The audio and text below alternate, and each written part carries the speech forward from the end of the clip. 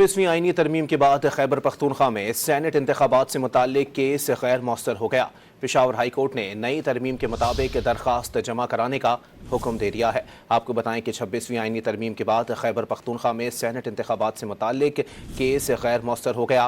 Peshawar high court ने नई तरमीम के मुताबिक दरख्वास्त जमा कराने का हुक्म दे दिया है। अहम खबर है, 26वीं आईनी तरमीम के बाद खैबर पख्तूनख्वा में सैनेट इंतखाबात से मुताल्लिक केस गैर मौसर हो गया है। पेशावर हाई कोर्ट ने नई तरमीम के मुताबिक दरख्वास्त जमा कराने का हुक्म दे दिया। 26वीं आईनी तरमीम के बाद खैबर पख्तूनख्वा में सैनेट इंतखाबात से मुताल्लिक केस गैर मौसर हो गया है। पेशावर हाई कोर्ट ने नई तरमीम के मुताबिक दरख्वास्त जमा कराने का हुक्म दे दिया। 26वीं आईनी तरमीम के बाद खैबर पख्तूनख्वा में सैनेट इंतखाबात से मुताल्लिक केस गैर मौसर हो गया।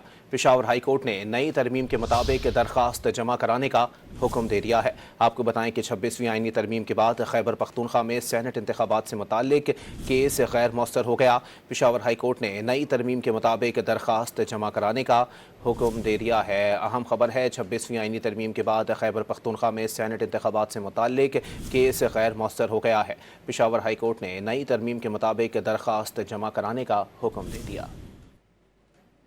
26वीं आईनी तरमीम के बाद खैबर पख्तूनख्वा में सैनेट इंतखाबात से मुताल्लिक केस गैर मौसर हो गया है। पेशावर हाई कोर्ट ने नई तरमीम के मुताबिक दरख्वास्त जमा कराने का हुक्म दे दिया।